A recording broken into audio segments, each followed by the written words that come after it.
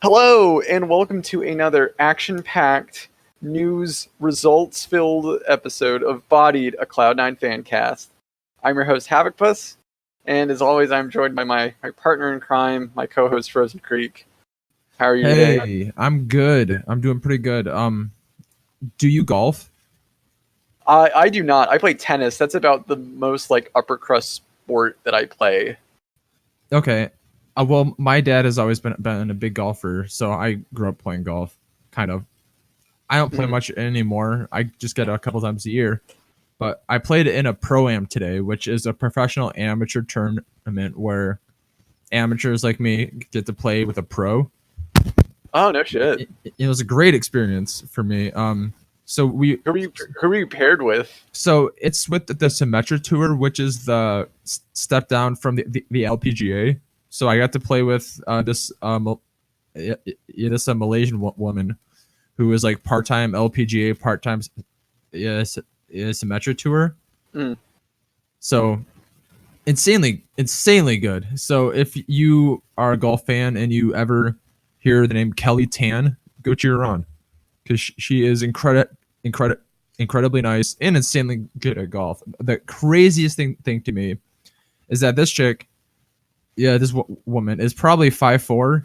She's built slenderly, like she's not like this like built like She-Hulk, if you will. Yeah, she's just like this like normal looking woman who is obviously pretty strong because you need to be decently strong to be a professional golfer.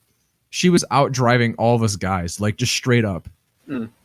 From the same tees and everything else. Like I could hit my best shot all day and she would just go out there and just smack her drives just 5 yards further every time.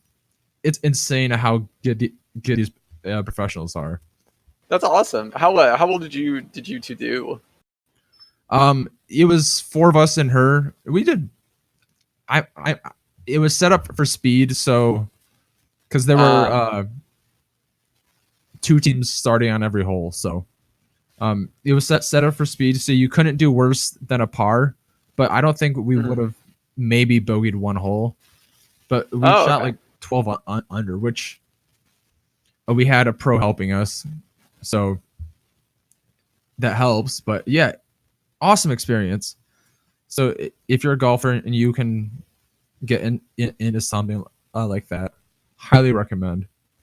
Well, that sounds awesome. I'm glad you had a good time. That sounds like a really fun event to do, and you got to have a pretty great experience. So, good job for you, Frozen.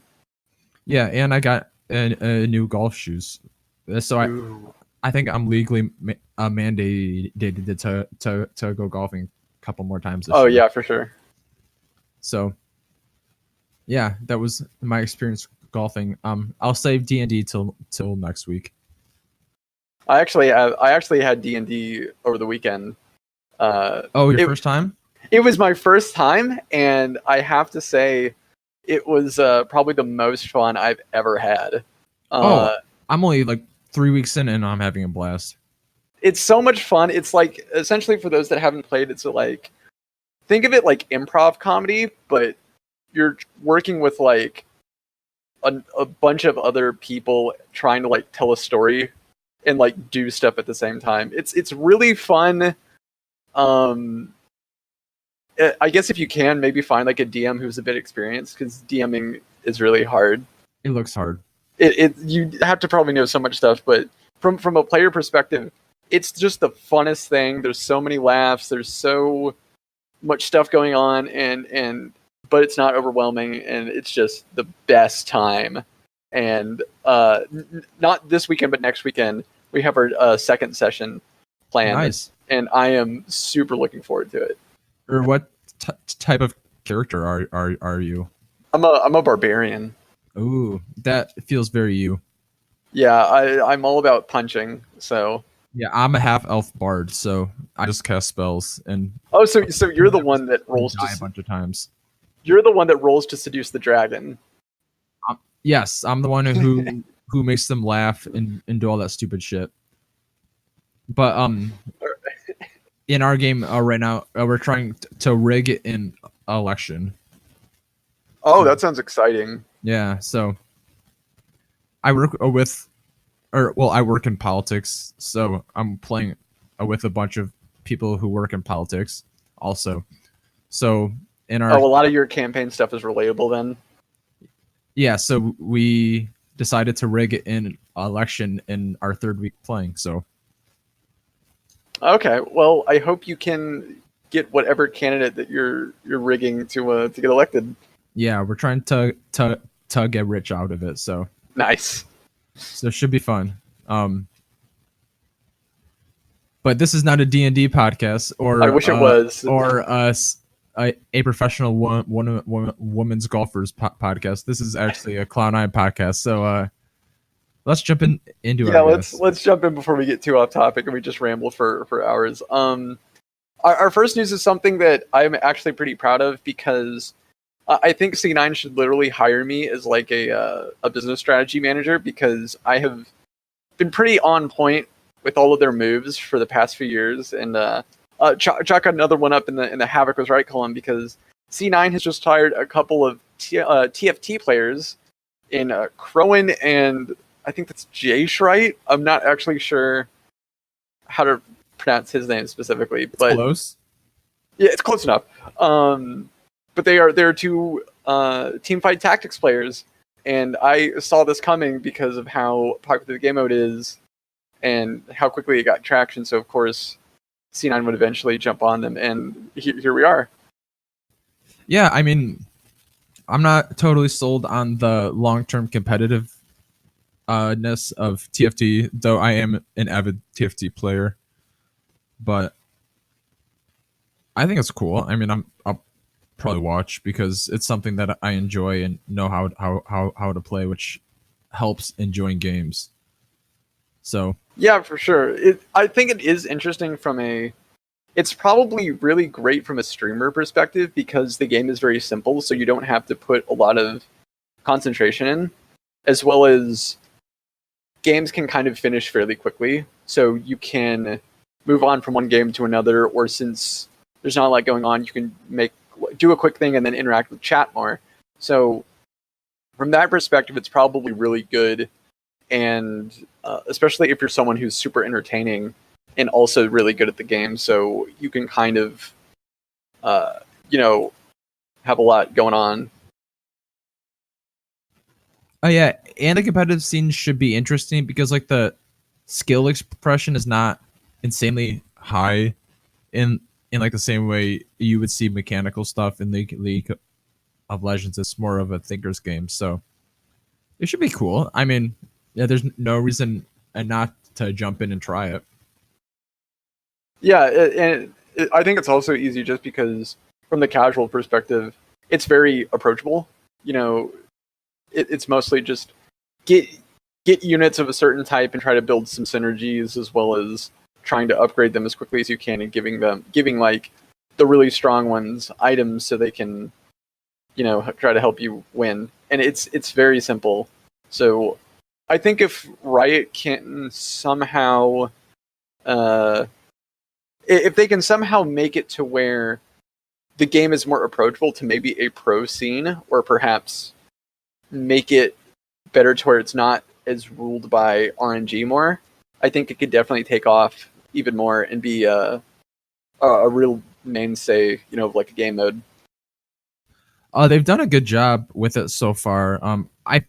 In my opinion, it's not as RNG heavy as people make it out to be. Like there is RNG to it, but there's also RNG to League with dragons and stuff, and like it benefits the team ahead more than it benefits the team behind it in most cases. But yeah, there is obviously a more RNG, but there's a reason that people are challenger and consistently stay there, as opposed to me who's sitting in gold right now. So if it was all RNG, then I would be able to beat them 25% of the time, and I don't even think I would beat them. Oh yeah, more for sure. Than once or twice. So I think with my monkey brain, and that gets me not very far. I feel you there because I also have a monkey brain, which is why I'm sitting in gold 4 right now, but well, hopefully that's we fun. can learn together and improve. Yep, that's the best we can do. But yeah, it should be fun. I mean, I'm excited to see them just start doing competitive. Just Yeah, me too. I haven't seen any schedules about it, so hopefully that's the starting soon. Yeah, I imagine they're eventually going to ramp up. But moving on to our next topic, it looks like a few more battle royale players have left Cloud9. I think they were the two Brazilian players for the Apex Legends team. So it looks like C9 is just kind of clearing house on anything battle royale related. So it's really kind of interesting to see, you know, where C9 is going in this direction. If we're just going to kind of dedicate to Fortnite and just keep with one game because trying to balance multiple games is too much trouble. If we've completely given up on battle royale in general. I mean, I think we still have a Fortnite team. I remember maybe like a month ago or two, we had announced like, oh hey, we have this new Fortnite team, and now it's like, well, they haven't done anything. Oh yeah. I mean, I don't know. I think they are probably just figuring out the long-term the long-term interests and such of these games. And I mean, Apex Legends is a pretty good game, but maybe there's just not a competitive scene there to be had. Yeah, and Same in PUBG. So yeah, and I can totally see that just because of how it's structured, as well as a bunch of other factors. It could be that you get Fortnite players maybe for one or two big events, but mostly it's for streaming, and you just have Fortnite players that stream a lot. I don't know.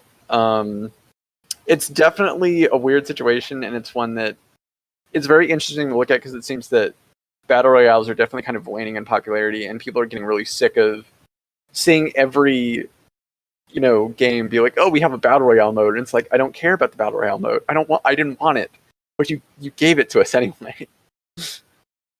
yeah, but yeah, I agree. I mean, it is whatever. I'm not too hurt about it though. I did like that PUBG came on a lot of the time. When I was actually watching streams, so I could watch it. But it is what Yeah, it is. yeah, it should be interesting. Hopefully, we'll get more information out about it soon.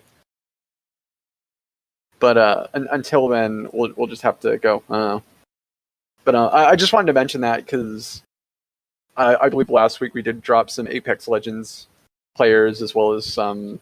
I think we dropped our PUBG team and stuff. So it's sort of a follow up to that.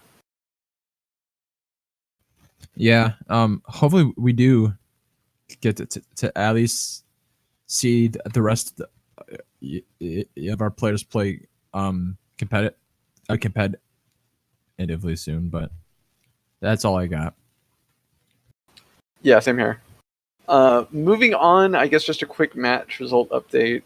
Mango, our boy, was at the SmashCon 2019, where he placed in 9th for singles. Play Melee? Yeah. Okay.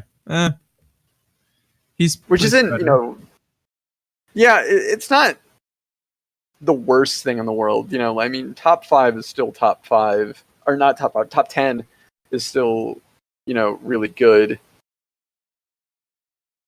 But it definitely does suck that he didn't, go higher. Yeah. It is what it is. I didn't get to watch it, so I don't even know who we lost to either. So I'm not very helpful on this one. Me neither. I can never keep up with Smash because it's legit. Like there's just a tournament that happens, and then like I'll get the notification on my phone saying like, "Oh, Mango's playing," and if I tune in, I'll go to the stream and it'll be like, oh well, Mango's not playing yet. They're still staying up. So I'll like exit out to go do something else, and then I'll check back and be like, oh gee, I wonder if Mango's up, and then the match is over, and just like that took like 5 minutes. What happened? Yeah, and they don't do a very good job advertising it, in my opinion, because I never see when it's on. Yeah, it's really difficult to keep track of Melee because it's always at like weird times. It's never at like a set hour. It's always kind of it's always at some weird time they're not expecting it. So you have to like keep an eye on your phone or something. Yeah, that's probably what I don't do. So sad. But I just wanted to give a quick update on that. I have nothing to say, so we can move on to Overwatch. I don't know if you watched the matches last weekend, Frozen, but the Spitfire played against the Vancouver Titans and the Houston Outlaws, and it was a very interesting weekend, one that I was actually very upset about. Go on. So during the Vancouver Titans game, I'll paint the picture for you. So we're on Route 66. The score is 2-1, and the Spitfire are on defense. They had so many opportunities to actually stop them and win the match. But according to Monty, the London Spitfire is, I think, statistically the least clutch team in the Overwatch League. And they kind of proved it that match because they had so many opportunities to beat the Vancouver Titans. And this is Vancouver, so a very strong team. They lost that map, and so it went 2-2. And they had to play Ilios for the tiebreaker. And of course, London lost that because they can't play Ilios. So they lost a match that was clearly winnable, and that really upset me, especially against a top tier opponent. And that really upset me just for how close they were, but they managed to just kind of choke and throw the game away. But they did kind of redeem themselves with their play against the Houston Outlaws. It is the Outlaws, which they have not been the best of teams lately. But it was good to at least show that they were able to bounce back after another rough loss. Yeah. I didn't get to watch it, so I'm counting on you. I had a really busy weekend last weekend. Oh, okay. Well, yeah, they played some heckin' Overwatch. They actually only have one match left. This weekend is their final match of the stage, actually, because next weekend is one of those home stage, like Homestead matches or event. Cool. Yeah, it's I think the LA Valiant is hosting this stage's Homestead event, and London is not participating in it. So this will basically be our last match for stage, and then after that we will go into the season playoffs. I don't think we have clinched season playoffs yet. I think we're like teetering on 6th place. So if we lose, or if I think maybe a few other teams maybe do well this week and next, it'll mean that London actually has to play in the play-ins to try and get, like, I think one of the 2 remaining spots or something for the playoff. I can update you on all of this. I have the app open right now. So we play. Sick. Yeah, we play Atlanta at 3 p.m. on Sunday, so that would be our last match of the stage. In the stage right now, we are currently in a playoff position. We have 4 wins, and there's a couple teams behind us with 3. So winning our game this week would help us get to a position of being in the stage playoffs. For the overall playoffs, we are currently up 2 games on Seoul. 16-11. Seoul is 14-12. So we are in a decent position for both, as long as we win this week. I don't think they're doing a stage playoffs for stage 4. I think they're just doing a season playoffs. Oh, really? Yeah. So okay. Yeah. I missed that. Okay. So if we win this week, I think we might clinch a playoff spot because we would be up 3 games on Seoul, and Seoul only probably has 2 games left to play. Okay. Is my guess. So if we get up to 17 wins, I think we clinch a playoff spot.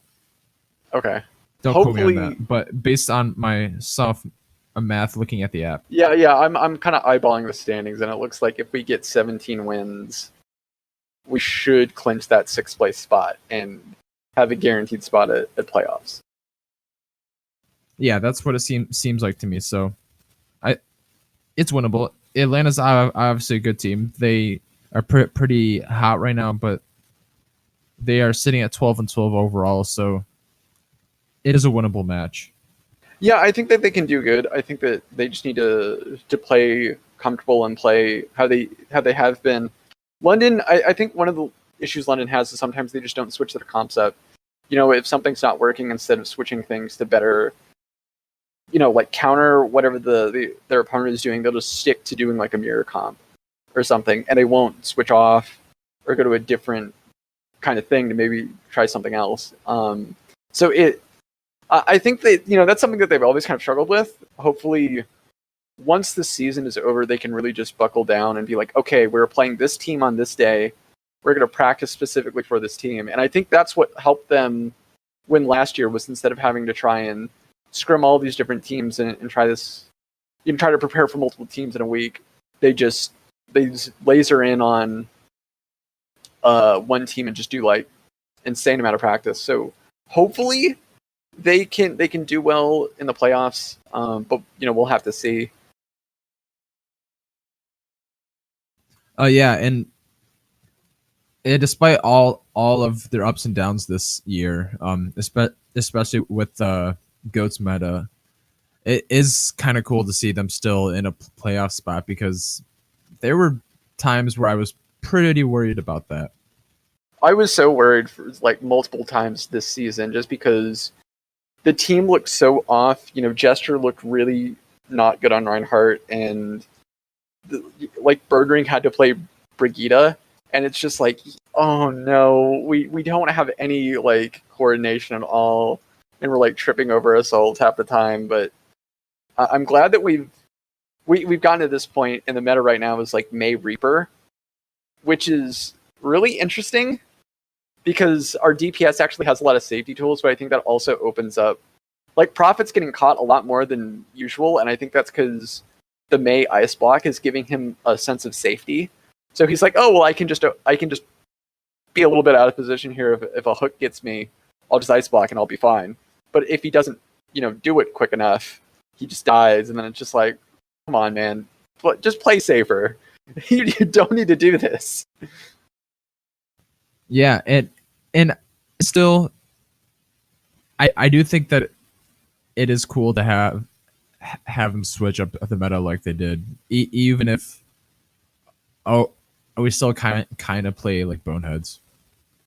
Yeah, we do not use our thinky brains a lot of the time, but I'm at least happy that our DPS players can just play DPS now and look like twice as better than they did before. Yeah, and I'm hoping that this is good news for playoffs, and that the players get appropriate practice with that last week off too.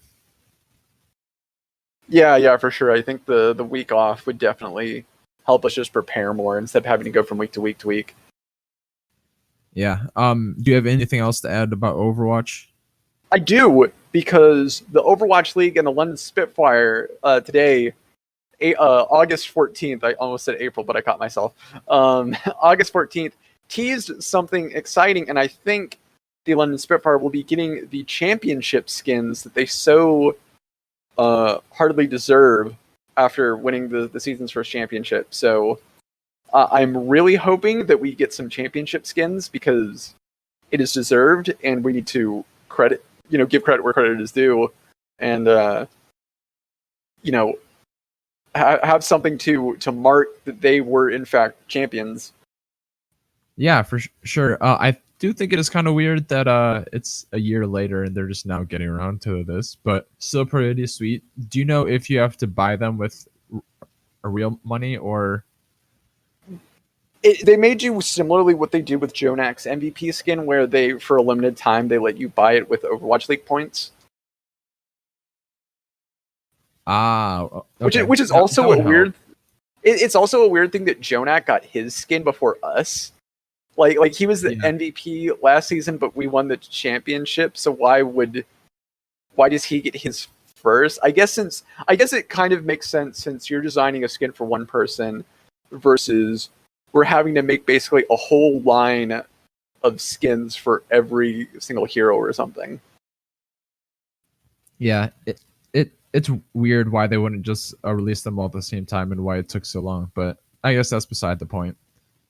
Yeah, but I hope that they announce it soon so I can jump for joy. Yeah. Anything else? No, I think that's it. I think we can move on to League of Legends now. All right. Quick update. The C9 Academy team got knocked out of playoffs by 100 Thieves Academy last week. I was very sad about that. Sunday, who was formerly the best top laner in the world. So I'm not too sad about it. I was upset more because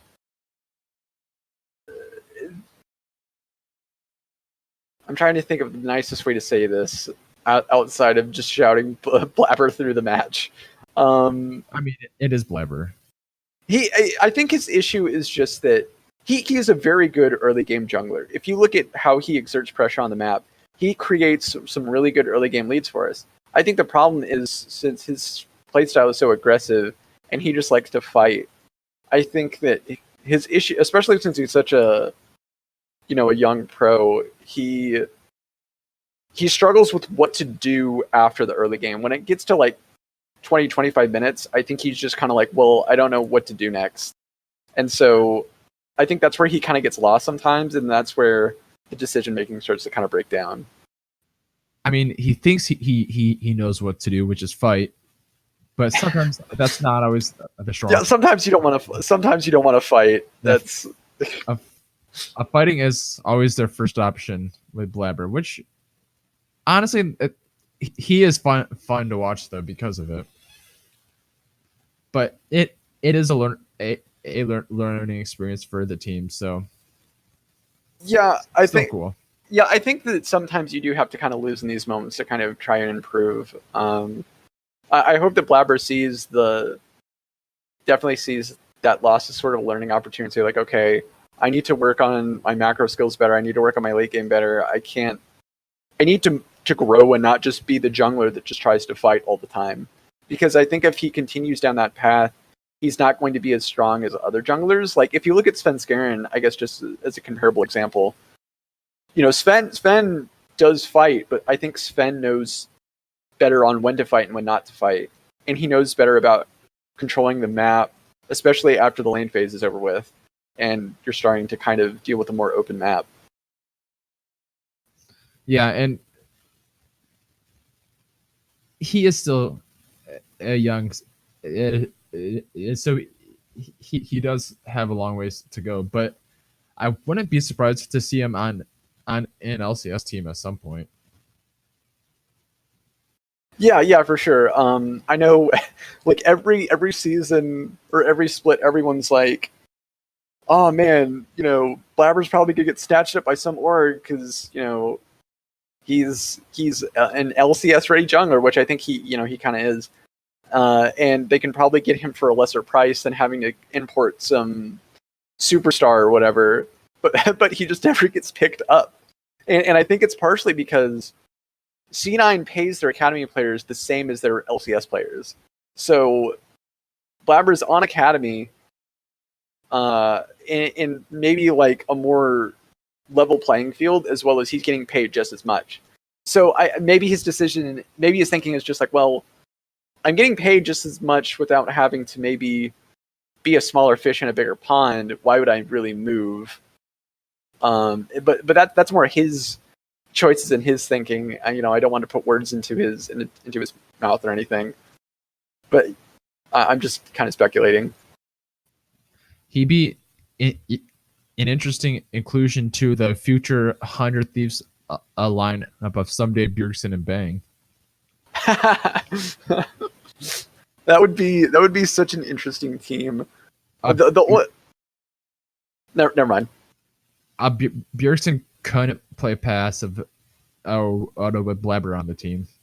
No, yeah, I was going to say, like, would Blabber force Bjergsen to play more like actively, or would Bjergsen force Blabber to become a ward to fit with what Bjergsen wants to do? They can both happen simultaneously. He can use him as a temporary ward still. and we'll get into that in a minute. Yeah, until he dies. But yeah. Okay. Digressing. All right, back to LCS playoffs. Yes, there were a couple of games last weekend for the quarterfinals. Clutch played TSM and CLG played Optic. TSM got their ass beat. So we can talk about that first, I think, since that'll probably be the bigger discussion. But TSM's play was so... The interesting thing about that game is that Clutch, I think, was really struggling to actually win some of those games and some of those fights. But Clutch were able to push out, and I think that TSM was just so torn apart because they benched both Acadian and Grig for Spica. So you have a rookie jungler playing in the playoffs.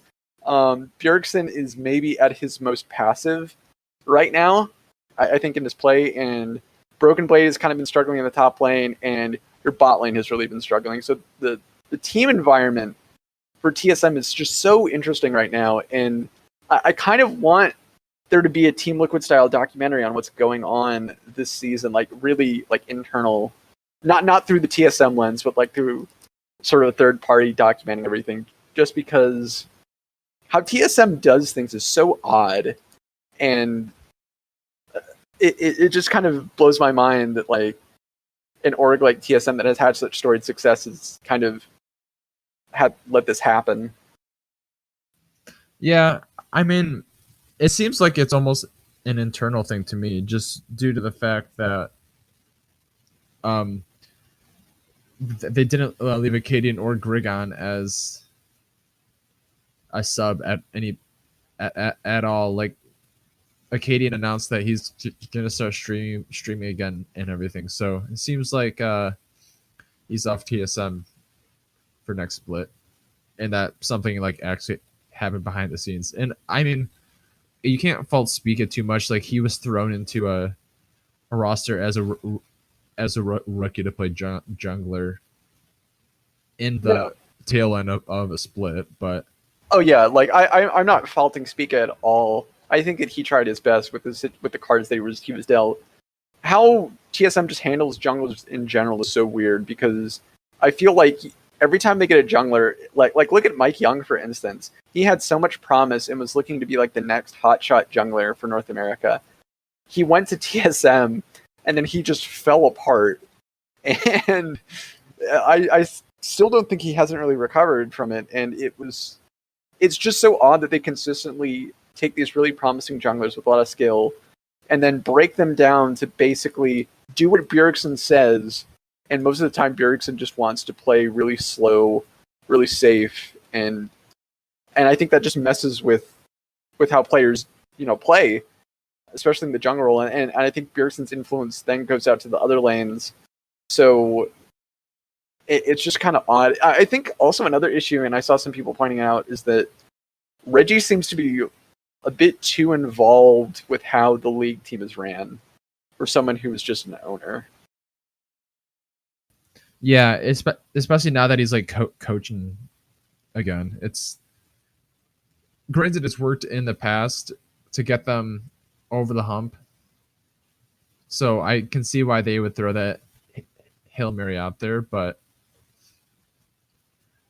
I think that there were a lot more problems with a TSM than just any certain one person, and that it kind of just broke down overall towards the middle and end of the split. So at least that they'll have the off season to rebuild if they don't make it to Worlds again. Yeah, I think Reggie really just needs to take a step back and just stop interfering, because I think my issue is that yes, he was a player for TSM, but I think that he can't really leverage that as much anymore, because he just hasn't played for so long. You know, he should focus on running TSM as an organization, managing the League of Legends team from a manager perspective. You know, Jack is somewhat involved in the League of Legends team, but when it comes to running the team and making coaching decisions and all of that, he just lets Reaper handle it, because Reaper's the coach. You know, I feel that if I was a coach for TSM and I'm trying to build up a team style and get the players to have a synergy and play a certain way, but then I have this guy who isn't the coach come in and start telling my players how to do things, I would feel very uncomfortable, and I would get the sense that, like, well, are my players going to listen to me, or are they going to listen to Reggie? And then you have like sort of competing voices in like huddles or whatever now. And I think that he's creating his own problems, and I think that if he removes himself and just lets coaches do things, I think that TSM would have an easier time. Yeah, I guess I don't disagree too much, but it is a weird situation. But we also don't know what happened behind the scenes to make it come to fruition. But I guess based off the fact that he's done it before, you can maybe infer that he's throwing himself into the mix. But maybe he's just now realizing that he's in over his head, because in the past it has worked. I mean, also I'm just saying I'm glad that Cloud9 did not play TSM, because that just seems like the type of match that we would throw in Game 5. Yeah, I think that we would put too much thought into it, and then we would just overthink things and make stupid mistakes. But luckily, that didn't happen.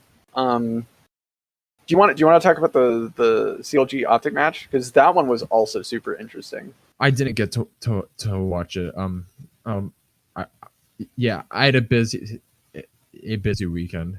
Right, yeah, busy weekend. Yeah, I can give you kind of the shortened version, but basically, the first game was really back and forth, and it was really close for a while, but CLG managed to beat Optic, and pretty much after that, Crown tilted off the face of the earth and played like the worst mid laner. And he legit played really badly, and I think the rest of Optic, I think, just got tilted for how the first game went and how it ended, and they just could not fix their mental state. And Crown was making some really weird choices.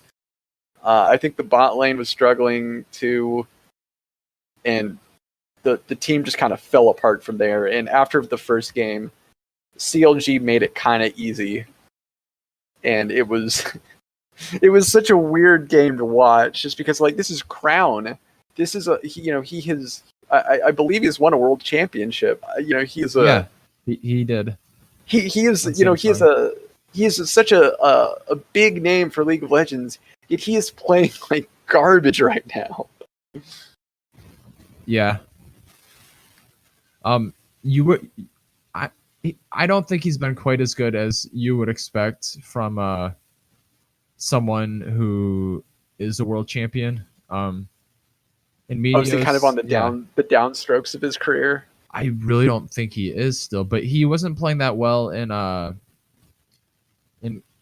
Korea when he left. I don't think either. So I think that was part of it. Right. But you would think that he'd have a little more composure than it sounded like he showed on over the weekend. So yeah. It was a weird game, but I guess CLG does kind of deserve some praise, because I remember when the season started, they were kind of struggling, but they managed to bounce back and then somehow just turn it on and started playing really well. Yeah, I mean, after finishing what, seventh last split or I something? believe so. I Oh, think part of it they finished in. I don't think they went to playoffs or anything, but I think what was interesting is just CLG got a new top laner in Ruin, and Ruin like I think has completely given new life to CLG, and somehow their team environment just really came together and started, really clicking. I don't know if it's because of Weldon or what, but the CLG like completely turned around like midway through the summer season, and it's just kind of amazing. yeah, and they've been playing really really well. I still feel like we have an upper hand on them. So I guess this is part of our discussion too because it's relevant. Because we play CLG on Saturday at 5 p.m. Eastern Standard Time, and I don't think I can watch, but that's beside the point. Yeah, it's going to be a really interesting game. CLG has been looking on the top of their game, but C9 has had a chance to repair, and in the tiebreaker match that we played against them, we fucking crushed him. So I'm Yeah, really what I think that was a type of game where we just kind of caught them off guard and executed uh really well. well, still we beat the snot out of him. Don't take that away from me. Yeah, that's true. I wonder if they just come out strong and ban Caitlyn, or if we end up taking it and making them beat us with it. I think C9's strategy to winning is give Zazel a hard engage support, like give him Rakan or Alistair, because he excels infinitely better at those than like an Enchanter support.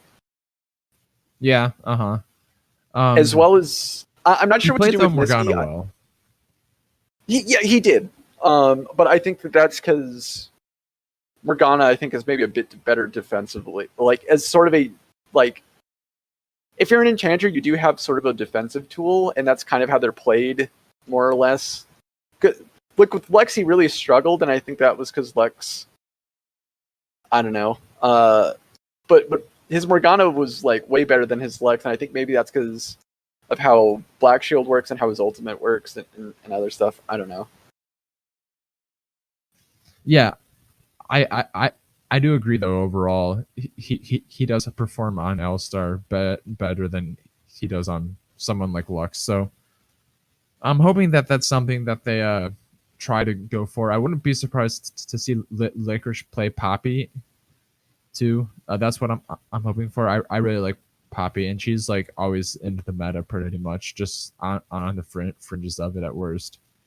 Yeah, I can see that. It's going to be really interesting. I'm not sure what Nisqy would play. I could see him playing Aurelia or Akali, but if those get banned out, that's kind of where it gets weird. I mean, he can play anything really. I wouldn't be surprised to see him pick something even new. Yeah, that's true.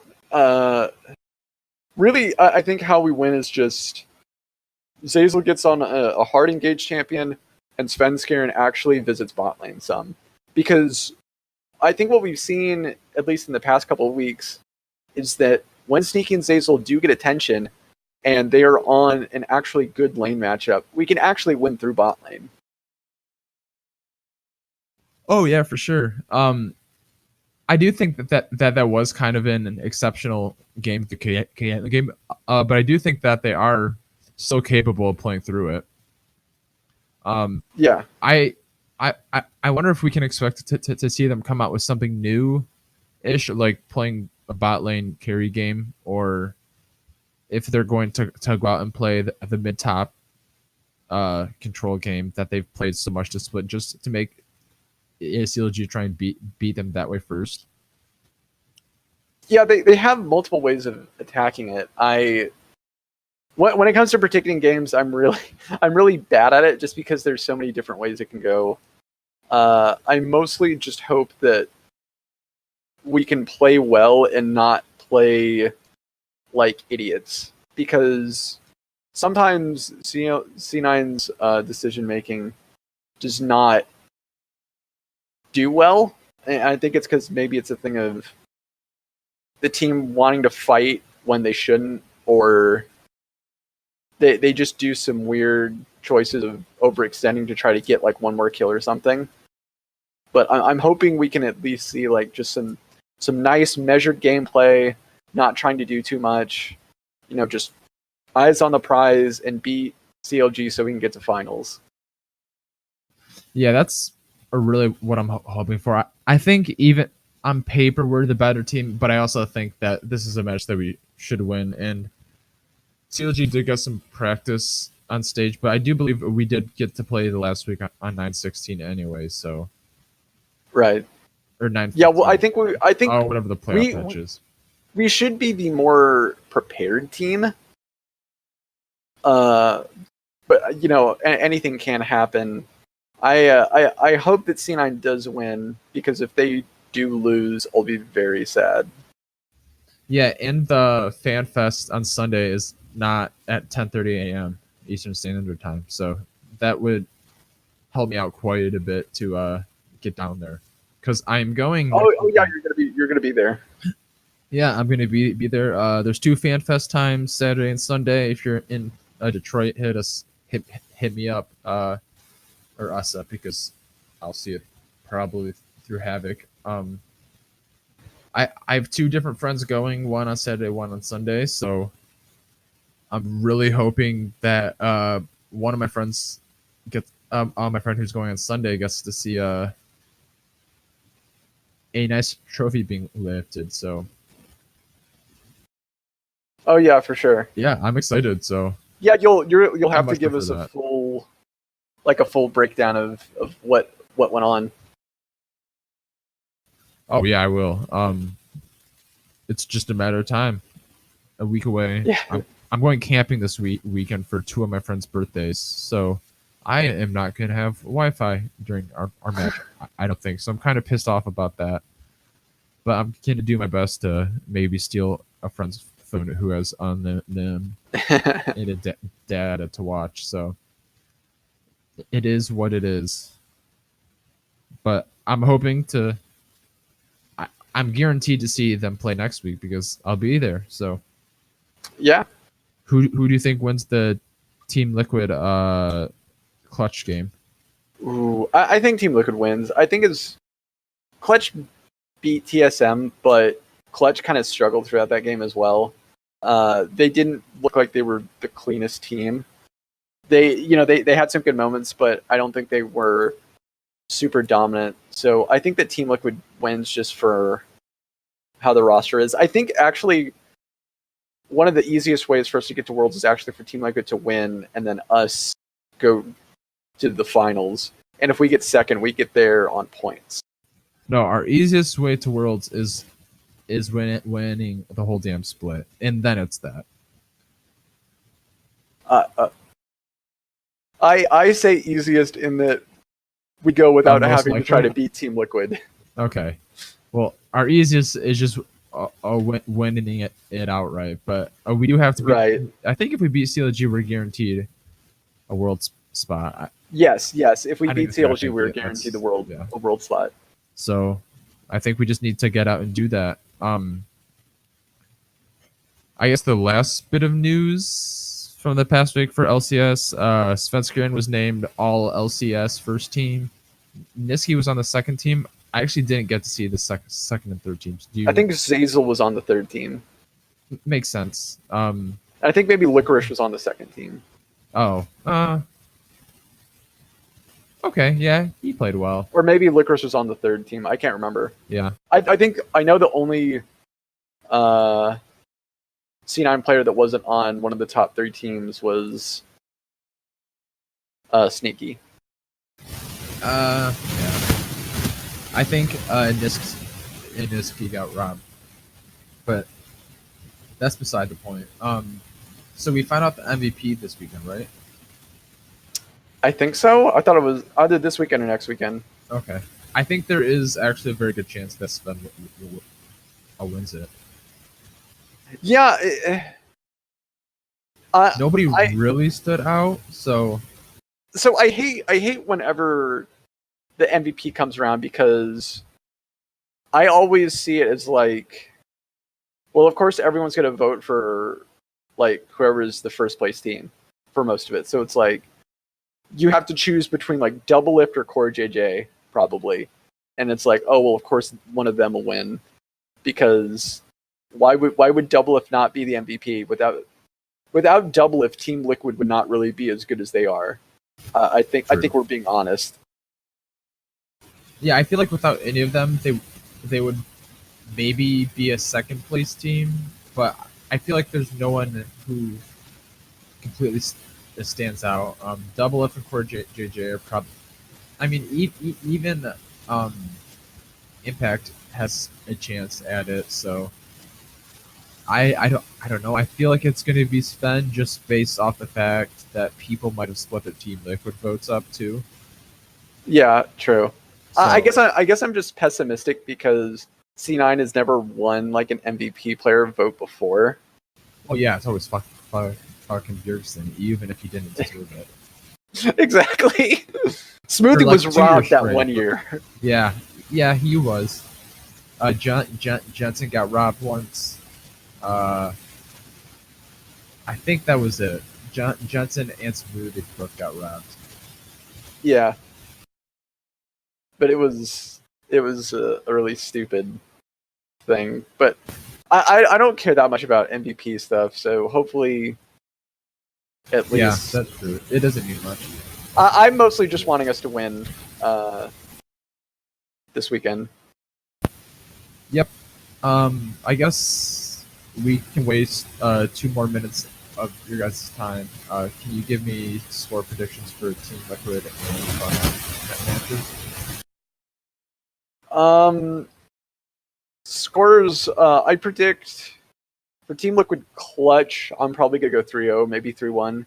For C9 CLG, I think we'll win 3-1 or 3-2. I think Team Liquid's going to go 3-0 and we're going to win 3-1. All right. That's my final prediction for this weekend. So, all right. Tune in at 5 p.m. Eastern Standard Time on Saturday for Cloud9's beatdown on CLG, and tune in at 3 p.m. Eastern Standard Time on Sunday for Team Liquid beating crap out of Clutch. Yep, and if you want to hit us up, make sure to look us up on Twitter at C9 Bodied, and we'll see what's going on and hit you back. Yep, do that. You can comment on the Reddit thread to let me know if you're going to Detroit also, or on Twitter.